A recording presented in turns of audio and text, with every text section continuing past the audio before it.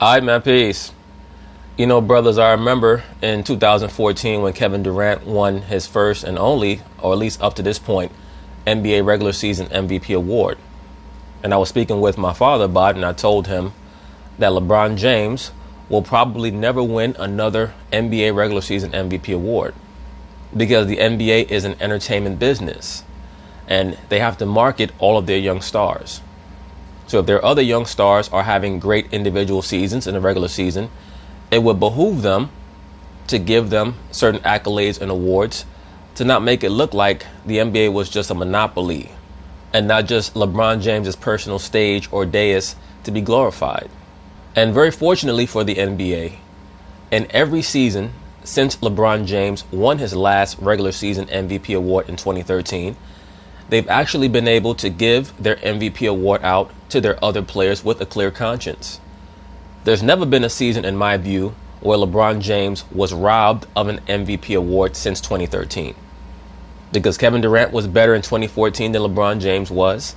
In 2015 and 2016, Steph Curry was better than LeBron James, as were his teams. In 2017, Russell Westbrook averaged a triple-double and 30 points per game. So it was very easy for them to give him the award, even though I thought that James Harden should have gotten the award that year. And of course, James Harden got the award last year, leading his team to 65 wins and also leading the league in scoring. So do I think that LeBron James will ever win another MVP? No, I don't, because I don't think that he's good enough all around to win the MVP award from many of the NBA's top young stars. And I think that right now Anthony Davis is going to be the player who's going to win the MVP award this year as long as he plays 75 or more games.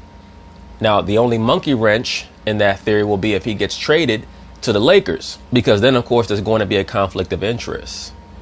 And do I think that LeBron James is still the best player in the NBA? Yes, but I think that the margin is very, very small. What I think sets LeBron apart from the other players is his ability to dominate the game as an individual. And I'm not quite sure if there's another player who can do that other than Steph Curry, who I think is the most impactful offensive player in the NBA and one of the top 5 most impactful offensive players in the league's history. But because he plays with Kevin Durant, they're going to cancel one another out. I think that Steph Curry, to be quite honest with you, could have had 3 or 4 NBA regular season MVP awards had it not been for Kevin Durant. But anyway, one of LeBron James's top advocates, one of his biggest fans, is Mr. Max Kellerman, who states that LeBron is light years ahead of everybody else. But strangely enough, he believes that Anthony Davis is going to surpass him in regards to who's the best player in the NBA. I'm not quite sure about that, but I do believe that Anthony Davis is going to win this year's MVP award. And so does Max Kellerman. So, of course, they're going to talk about it, and I'm going to chime in. To the association, ESPN's NBA Rank releases its annual forecast of who will be the best ballers for this upcoming NBA season, and the King still holds the top spot, followed by Steph Curry, James Harden, 4th KD, then Giannis, Anthony Davis, Russell Westbrook, Kawhi Leonard, Joel Embiid, and then it's Dame time. Now, I'm going to be talking about this rank in another video. But, you know, strangely enough, they have Damian Lillard ranked number 10 in the NBA's top 10 players. Damian Lillard is not Kyrie Irving. Kyrie Irving is better than Damian Lillard. That's just off top in regards to the top 10 players in the NBA. Time. Max, I want to start with you. Yep. How long will LeBron remain the best player in the world? What LeBron has already done is unprecedented. Forget about the cliff I talked about for Brady and him now beating it by a week. LeBron has done this for years longer than anyone who's ever been the best player in the game has maintained that position for. No, not quite. Kareem was the best player in the NBA for all of the 1970s. For all of the 1970s, he was the best player in the NBA. And one could make the case that Michael Jordan was the best player in the NBA from 1987-88 season all the way to the 97-98 season. Now, of course, we know he missed the 93-94 season and most of the 94-95 season. But has LeBron James been the best player in the NBA longer than any other player in NBA history? No, I disagree with that. Now, in regards to the 1960s, one can make the case that Wilt Chamberlain was the best player in the NBA all throughout the 60s, or Bill Russell over the course of that time period. But because Wilt and Bill Russell had such a rivalry, it's hard to determine who was truly the unquestioned best player between those two players. But has LeBron James been the unquestioned best player in the NBA longer than anybody else? No. Because that late 2000s period, even though I would give LeBron a slight edge over Kobe, because they never faced in the finals, and I do think that there would have been a difference in their finals matchup as opposed to their regular season matchups. I can't quite give LeBron the definitive edge in that time period. And then, of course, you also have the great Tim Duncan, who I think was better than them both during that time period. What puts LeBron over Tim Duncan, in my view, is what he was able to do in the 2010s and what he's able to do overall as a player in that time period, what he brings to the team. But I've had various brothers say, you know, I think that Hakeem is greater than LeBron. I think that Tim Duncan is greater than LeBron, Shaq, so on and so forth. I think that after those top five on my list, once again, my top five is Michael Jordan, Kareem, Bill Russell, Magic, and Bird. From 6 to 10, there can definitely be debates in regards to who's better than who. Because from 6 to 10, I have LeBron, I have Wilt, I have Shaq, I have Hakeem, and I have Tim Duncan. One could certainly make the case that Tim Duncan was better than LeBron. You can make the case that Hakeem is better than LeBron. It's just that, you know, it's just depending on what you're using as a qualifier. But in the late 2000s, it was a three-horse race for me of LeBron, Kobe, and Tim Duncan in regards to who was the best player in that era. So to say that LeBron James has been unquestionably the best player in the NBA for the longest period of time of any player, no, I don't think that you can say that.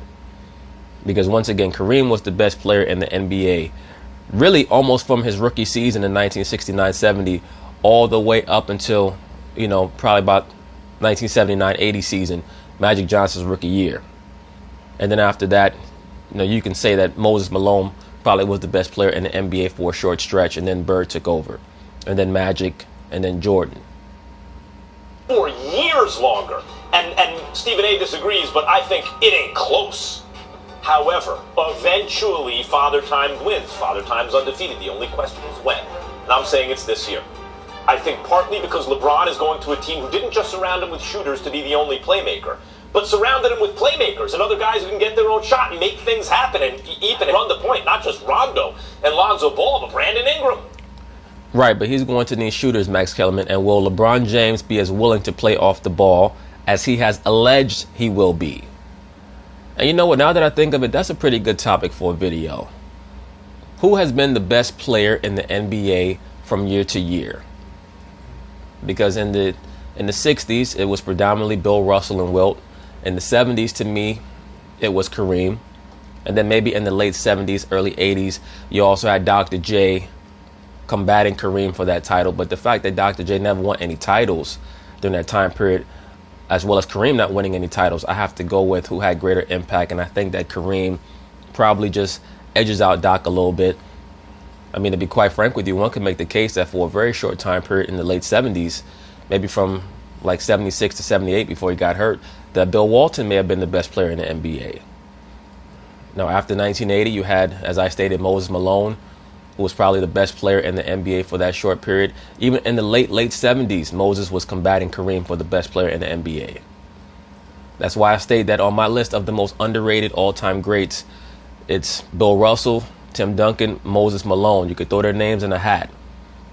And whichever name you pull out, it certainly would have a viable chance of being considered the most underrated of all the all-time greats. But from 1983 to the mid 80s, it was Larry Bird. Magic took over in 86, around that time period. And there was a short stretch where it was Magic and Jordan competing for the best player in the NBA. But Jordan did not have an understanding of the team concept as well as Magic. So Jordan was the best talent from 87 to 90, but Magic was the overall better player.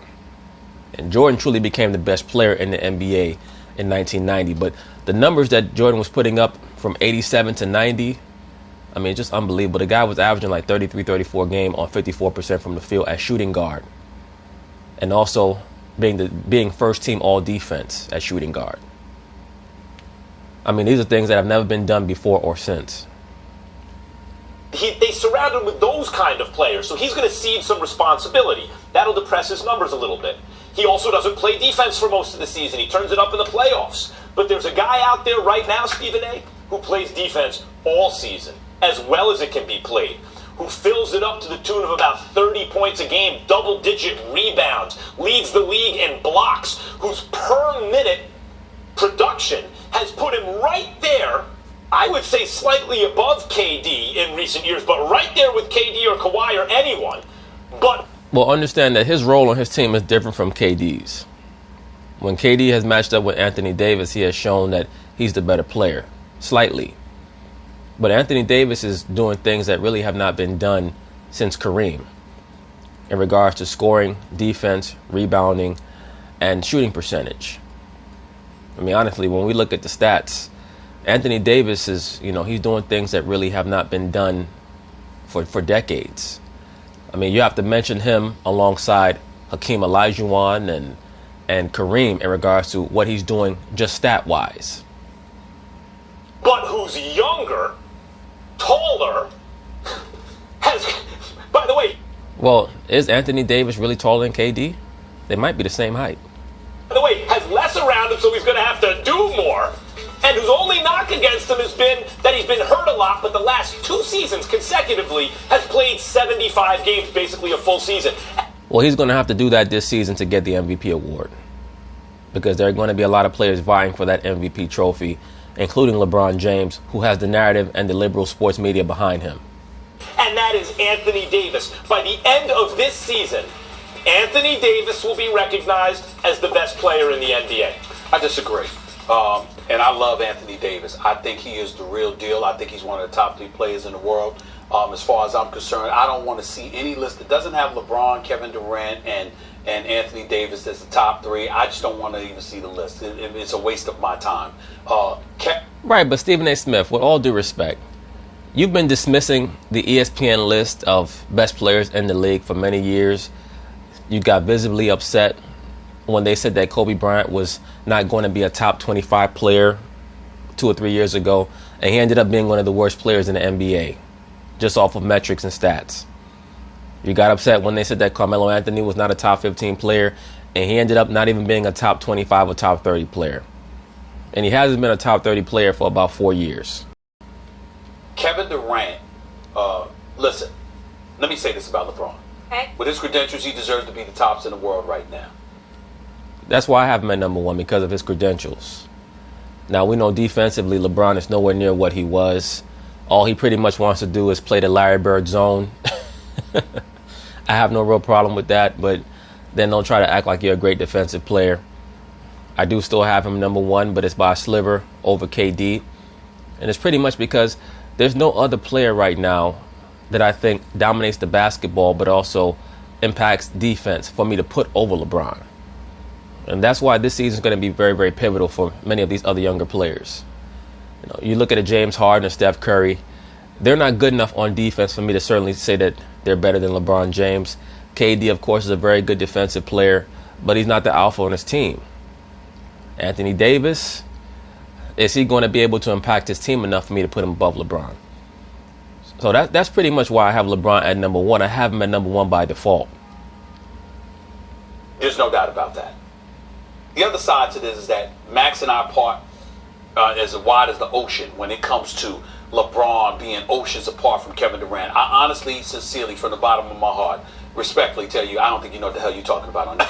I really don't feel that way. Because let me tell you. Right, but at least Max Kellerman is consistently ridiculous. He's consistently hyperbolic when he's speaking about people like LeBron James or Aaron Rodgers. I mean, his level of hyperbole is so silly, but then he comes back and says that Anthony Davis is going to pass him this year.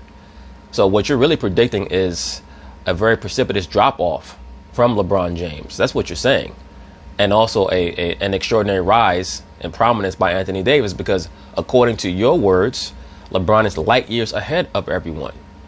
Let me tell you something right now. Kevin Durant is so big time. He might be the greatest scorer in history when this is all said and done. This man is on that level. Not only that, he's a slick passer, underrated. He's now become a defensive stopper. He's a rim protector because he's blocking shots more. Kevin Durant is doing it all. Years ago, that may have been the case where we only looked at him offensively. How his game has evolved. He has not only told LeBron James he's coming, he's arrived. When LeBron James... Right, but you know what? Let me say this about KD. KD, I would have no problem putting him above LeBron if he takes over as the alpha. But he's not even the alpha on his own team. So once again, I can't do that right now. But it is very, very close between himself and LeBron James. But he's not the alpha. That's Steph Curry. That's a combination of Steph Curry and Draymond. James averaged a triple-double in the NBA Finals. Kevin Durant averaged 35 and 8 on better than 50% shooting. We saw what he did in Game 3 last year with the 43. This brother is on another level. Looking at at Steph Curry and Klay Thompson, like, really, y'all don't know? Y'all don't know what time it is? Y'all don't know to give you the damn ball? What's the matter with y'all? This is Kevin Durant. Now, I look at Anthony Davis. Here's my problem with Anthony Davis. Nothing about his game, Max. Yeah. We just might not notice. Because he's in New Orleans, and the fact is they gave up Rondo, which I think was a huge mistake that they didn't find the money to give Rondo. Because Rondo... Well, was that really a huge mistake, or was that Anthony Davis saying, I don't want him here? Once again, I find it very hard to believe that if Anthony Davis went to the New Orleans Pelicans front office and said, I need this guy, get this guy signed, that they would not have gotten him signed. I think that they got rid of Rondo because Anthony Davis did not want him there. With Drew Holiday, made for a pretty impressive backcourt that helped Anthony Davis. Getting rid of Rondo, but adding Julius Randle, I don't think does much for the Pelicans. And as a result, I think he's going to be compromised. I think Anthony Davis knows it, which is why he changed agents, and which is why I believe he's going to be looking to leave after the season. So I'm not questioning. But everyone knows. Well, there are many reasons why Anthony Davis changed agents. I think he changed agents because he knows that there's a very good possibility that he may end up with the LA Lakers. That's what I think. And he's setting the stage in motion for that to happen. In the Lakers' history, they've always gotten a dominant big man to share the court with a great wing. Whether it was Wilt Chamberlain and Jerry West, Kareem and Magic, Kobe and Shaq. Now it looks like it's going to end up being LeBron and AD, but we'll see. I think that the Boston Celtics are going to have their say. And we're also going to find out exactly how impartial Mr. Clutch Sports' Rich Paul exactly is. Is he going to go out of his way to try to get his client to the Lakers? Or will he actually search out the best deal should Anthony Davis demand a trade, which I believe that he will, sometime around the All-Star break? We're going to find out. Knows that they're not a good team. They don't have enough good parts. Drew Holiday's big time in the playoffs. But other than that, and therefore, when they make the playoffs, it's all going to be Anthony Davis that gets the credit. And I want to speak to something about Anthony Davis's offense, right? PER is a good shorthand measure for a guy's offensive contributions, right? Not only is AD in his age 25 season only not going to be 30 like KD, 25 years. Right, but KD has done a tremendous amount from the age of about 21 all the way to 30. You act like KD is just rising to prominence. He's been one of the top 2 or 3 players in the NBA almost for 10 years now. Like, KD was dominant from 09. Like, some of the things that he's been doing in the NBA are pretty much unprecedented. That's why I call him the greatest supplementary player in the history of the NBA. I mean, I have to put him above Scottie Pippen and Kevin McHale and those guys. I mean, it's close, but I have to put him above those guys because of what he can do. Years old. Yeah, he's a baby. His lifetime PER, his average, is 27. KD's is 25. Last year it was close to 29. KD was 26. Let me tell you what. Let me just say. Right, but Max Kellerman, once again, KD is sharing the floor with Steph Curry. That the most advanced, and that has a lot to do with efficiency, not just how many shots you're taking, stuff like that. I agree, but now who's better defensively? Time out. KD's a good defender. Who's better defensively? Well, Anthony Davis is better defensively. Okay, there's offense and defense. What else is there? Wait a minute, no, Max, because he's asked to do more. You can't. Listen, let me explain something. Absolutely. I mean, if we want to talk about PER, Russell Westbrook led the league in PER a couple of years ago when he won the MVP award. But is he efficient? Absolutely not. So PER is a great stat. Don't get it twisted. It's a great stat. But sometimes you have to investigate the style of play, what's asked of a certain player, so on and so forth. Something to you when we're talking basketball here. If you, and I'm not being disrespectful anyway, what I'm saying to you is this. Rhythm matters, man. If I get on the court, right, but I'm playing with a couple of all-stars, I'm sharing. If it's mine, it's mine. That's Anthony Davis. He's your first and second option. Let me answer that. Kevin Durant doesn't even want to be. Let me answer that. Rhythm does matter. You get an easier shot.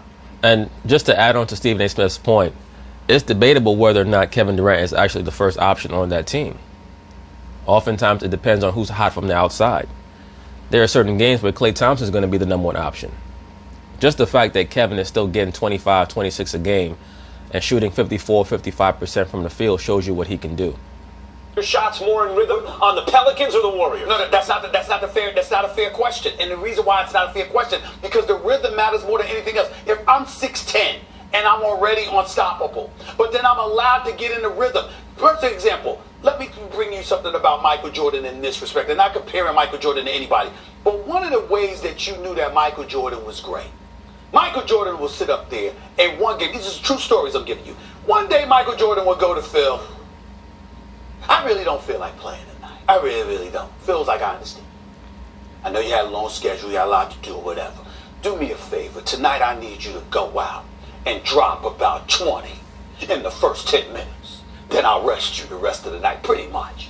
Michael Jordan went like this. Fine. And go out and drop 20 in the first 10 minutes, and that will be done. Another night, he'll go to Michael Jordan, or Michael Jordan will come to him. I need these guys to get involved, whatever the case will be. All right, we're going to let you lay low. Let's get others involved. 15 all right, times, let's get others involved. And then Michael Jordan is quiet. They'll struggle in the first 2 quarters or whatever. And then Michael Jordan, at a snap of a finger, will take over for 3 minutes. All right, we all right now? Okay, now we can get back into the floor. What I'm saying to you is this. When you are off rhythm, but you have the ability to do those kind of things, that's entirely different than the ball being put in your hands all day, every day, for you to do what you want. You're saying that because PER is also largely an efficiency. Let me say this before they continue on in their conversation. It's very obvious that Stephen A. Smith is communicating those Michael Jordan stories because they were communicated to him by Michael Jordan. And he's probably talking about the 92-93 season when Jordan and Pippen were coming back off of their Dream Team schedule, because Stephen A. Smith said, or at least how he recited the story, was Phil Jackson telling Michael Jordan, I know that you've had a long season. Jordan and Pippen were allowed to report to training camp late before the 92-93 season because of the extent of their travel during the summer of 1992 for the Dream Team. And there were many games early in the 92-93 season where Jordan would have those 20-point first quarters and things of that nature. Point being is this, though, I'm not quite sure how relevant those stories are to the topic at hand. I do understand to a degree what Stephen A. is trying to communicate. Basically, he's trying to tell Max Kellerman that Kevin Durant and Anthony Davis, they play in 2 totally disparate styles of offense. So it's difficult to just compare what they bring to the table strictly based off of numbers. It's very close, though, between those 2 players. Measure. You're saying it's easier because he handles the ball more on the Pelicans. For Anthony, it's more efficient than Durant on that well-oiled machine? I am saying to you that when the ball is in your hands, first, second, and third option, and you have the freedom to do what you want, when you want, how you want, it helps you offensively. Everybody knows that. Let's look at KD. If you have the skills, I hate to do this, but this happens because we argue KD is... In other words, KD has limited touches, Anthony Davis has unlimited touches. And there is a correlation between how much you have the basketball and your PER. That's why I used the example of Russell Westbrook a couple of years ago. He led the league in PER, and he touched the ball the most. He sounds like a man to KD. He's one of the greatest players of all time. I love KD, love watching him play. He's amazing. That said, KD was on a team of young future MVPs, and he was one of them, and they were already really good, but they get even better. Right, but that OKC team was playing street ball back in 2011 and 2012. That's all they were doing. Yes, they had a team filled with future MVPs, but they were not playing in a real system. Scotty Brooks just rolled the ball out and said, okay, go play like you're at the Rucker tournament. And that's why they were never able to win anything. So you cannot compare them to the Golden State Warriors, who actually play in a very intricate offensive system. We're young. And they choked he was young. And they choked it away. That's not fair, man. Hold on, in the finals. But man, how the third, fourth year? How could they have choked it away in the finals? You know who choked in the finals? Your boy LeBron James. They didn't choke it away. They were up 1-0. They were about to go up 2-0, and then LeBron James got a gift foul call, or a gift no call, from the referees in Game 2 when he blatantly and clearly fouled Kevin Durant. Let's fast forward to when he was in his prime. Westbrook was in his prime. They had Steven Adams. They had other nice parts. They had a good team. Yes, but what was the complaint? Hold up. In fact, I would say that was the best team that year, including Golden State. We and all Cleveland. said it. Game 7, I saw you there. We were there. Well, wait a minute. That OKC team in 2016, they actually struggled the entire regular season. There was a sentiment put forth that there was something wrong with that team because they kept giving up big leads in the fourth quarter. We all knew why that was. That was because of Russell Westbrook. And I think that was their new coach's first year. Yeah, because I think that Scotty Brooks got fired right before that season. And they brought on the new coach, the former coach of Florida. His name is escaping me for whatever reason. One of you brothers can correct me on that. But that season, during the regular season, they kept blowing big leads all throughout the season. And they still won 50-plus games. And I remember they faced San Antonio in the second round. They got blown out in game 1. And then in game 2, they were able to win that game. And then I think they won that series in 6 games, something like that. And then they faced Golden State. They got up 3-1. And Golden State said, okay, we really have to batten down the hatches, because I don't think that Golden State took them seriously until they lost game 4. I really don't. I think that Golden State went into that series thinking that the OKC Thunder were going to be another team that they were just going to run right through, that they had a lot of physical talent, but that they were dumb on the basketball court. And they were shocked at how they got blown out in games 3 and 4 in OKC. And that was one of the most incredible series I've ever seen, especially game 6 with Klay Thompson. That was incredible.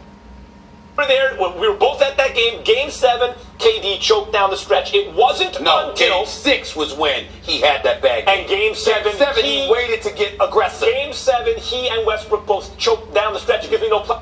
Well, once again, that's because KD is not an alpha. That's really all you're proving, is that KD is not an alpha.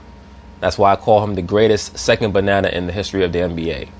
No pleasure to say it. I was there. I watched it. That's why we lost the game. And that's not okay, we disagree about that. It wasn't until he joined a team that practically couldn't lose. He joined a 73-win team. Well, it's difficult to say that he joined a team that practically couldn't lose when they lost in the finals the year before. And once again, people keep trying to talk about how KD joined his 73-win team. They won 73 games in the regular season. They lost in the finals.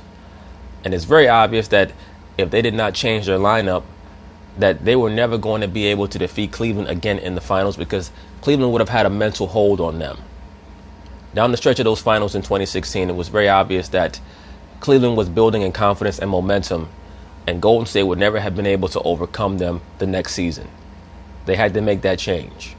Win team. Now he has the freedom to freelance, do what he wants. He has easy shots. Steph Curry's the point guard. Clay's on the wing. We're out of time, fellas. Max with the ball. And AD's still putting up better numbers. You're wrong. Out of time. Anthony Davis will be better than LeBron James by the end of the season, according to Max Kellerman. But anyway, we'll see what happens with that. I do believe that Anthony Davis will win the MVP award as long as he's healthy. I think he'll have a better chance of winning the MVP award if he does not get traded. Because if he does get traded, there's going to be a period of time where he has to be fully implemented into his new team's offense, whether that be the Lakers or the Celtics. But we're going to find out. So peace.